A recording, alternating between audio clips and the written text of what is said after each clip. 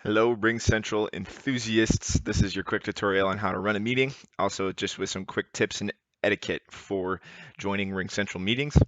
I'm going to start by mentioning something again that I mentioned in a previous video. If you'd like to just start an impromptu meeting with a couple people, the quick, easy invite for that is to start a group thread through direct messaging and just hit the video call. So automatically add those people and notify them that you're trying to call them, and we'll prompt the box there. I'm going to end the meeting for everybody, and I'm going to show you how to launch it from this tab instead. This is the Meet button and the video camera here, and a couple options. I'm going to start by, if I was to just start a meeting without scheduling it, this is something where um, we ask people to join. Every time you start a meeting or you're invited to a meeting and you're about to join, it's going to bring up this audio conference options box. It's going to give you a couple of options on how you can join the video chat with your audio options. So one of the default ones is your computer audio, which will be probably best for everybody. And depending on your computer setup, whether you have maybe multiple monitors or you have a uh, microphone or you have a different speaker setup, you may want to test your microphone. It'll pop up this box where it's prompting you to listen for a ringtone.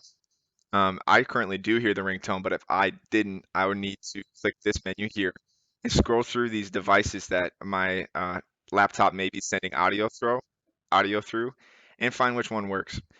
This is, for example, my display. I know my display doesn't have audio, or my speakers. I could be using that too. I actually don't hear that right now.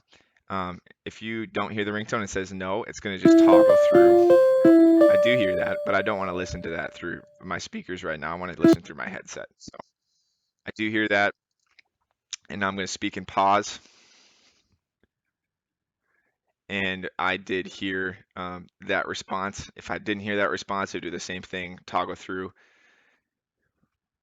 and now I actually still hear that through my headset. This is my preferred way to hear the call, so I'm going to listen to everything in my headset. Um, Looks like everything looks good, so I'm going to join with computer audio. Hit the green again. Now I'm talking, and you can see that my microphone is live. It's unmuted. It is green. If I were to try to mute the call, I'm going to just hit the mute button, and that's that. If I'd like to temporarily unmute myself, it'll prompt you here too as well. You can hold the space bar, and I'm temporarily unmuted now as I'm talking. I'll just let go when I don't want the call to hear what I'm saying. Just some quick tip on etiquette for joining a call, especially if it's a call with lot of people and you're in an environment that may be noisy, or your microphone might be a little noisier than others. There may be feedback. If you're not talking during a call, keeping your microphone mute is best. This is especially good if you've ever been a part of a Zoom call and there's someone that is super loud and it's hard to hear the person that's actually talking.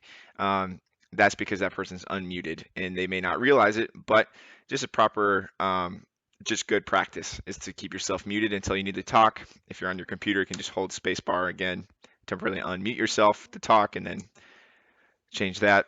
Another thing is if you don't want your face to be seen by the whole meeting while you're not talking, mute your microphone. If you have your microphone unmuted, you will not be able to um, you'll actually be showing your face to the whole meeting because Zoom, or sorry, excuse me, Ring Central, which operates through Zoom, will show your face as you're talking. It's a nice feature for when you want to talk, but when you don't want your face to be shown and you shouldn't be talking, mute is the best option.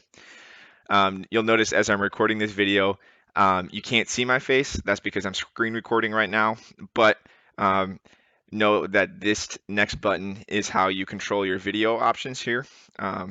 If I was to stop my video and I didn't want people to see my face, this is a profile picture I set for my Ring Central account, but they would just see my name otherwise, if this wasn't the case. If I want them to see my face, it should be like this, and then people will be able to see. It'll be obvious if you're not screen recording like me. But I'm a part of the meeting now. Let's say there's someone here, someone that's not here that should be here, and I need to invite them quick. I'm going to have to invite by email or by just copying the URL or copying the invitation. I highly recommend you copy the invitation, pull up another messaging, maybe it's Slack, and then you copy paste into a Slack. This is what it will look like. It'll look like you are invited to our Ring Central meeting now. People can click this link and join from their specific device, or they can call into these numbers and be a part of the conference. So that's just how you can quickly add somebody who needs to be there. If you're a host, this Manage Participant um, tabs is open for you. You can scroll through people here and see um, how they're talking or if they have video. You can also mute people who may be noisy. So hosts obviously do that with politeness and kindness, but also this will be really helpful for those who may not be muted that may need to be muted for a time. So you can look at your participants list. You can mute all, unmute all, a couple other things.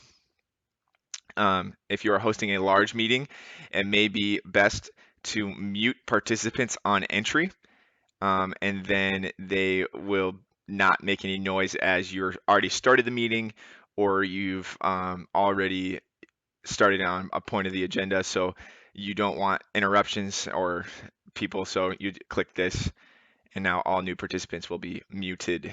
This is very helpful.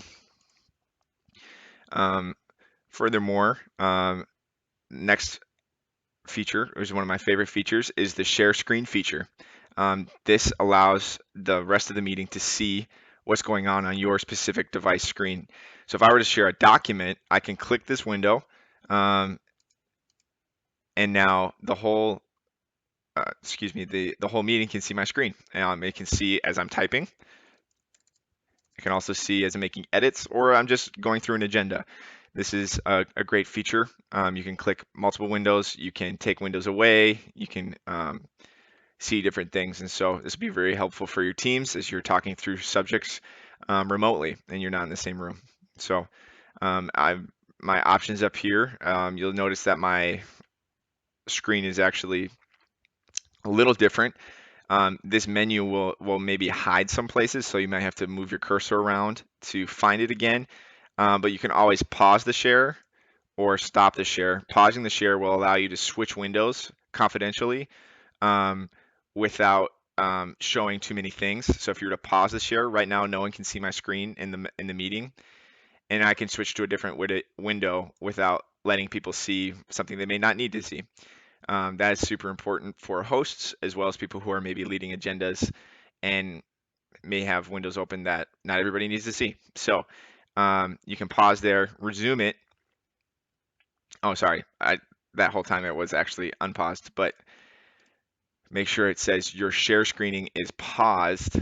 Now this would freeze their screen, and then you can change windows here. If you resume share, now people see my screen again, and then I'd stop the share then. Furthermore, if I was going to share my screen again, you'll see just that all these options just get minimized.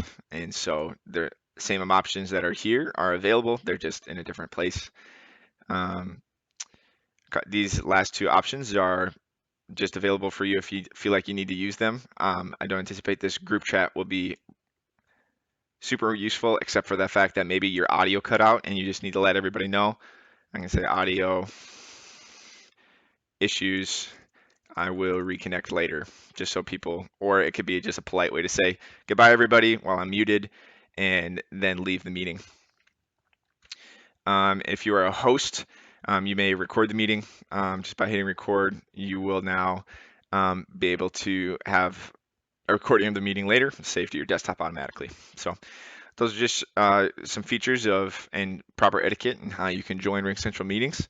I feel that's helpful. If you find any other tips or tricks, please let me know or just set it in the Slacks.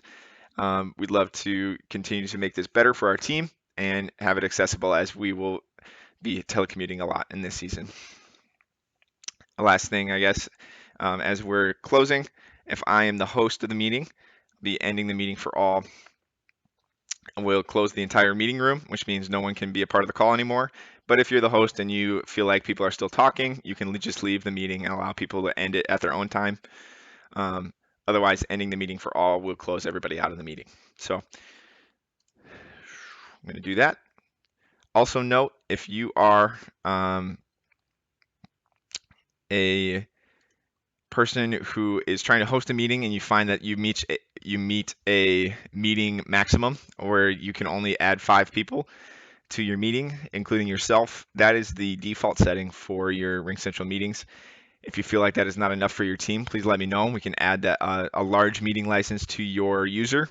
Unfortunately, that is just the maximum for the default setting on your user, but there will be some that need to meet with more than 5 people at a time, and that is okay. So we will add that to your account. Those are my notes for you. Thanks for sticking with me in this 10-minute video. Hopefully that's helpful for you. Just see here, these are some of the things that are important to bookmark on your browser as well. These are all available in the RingCentral resources folder. Thank you.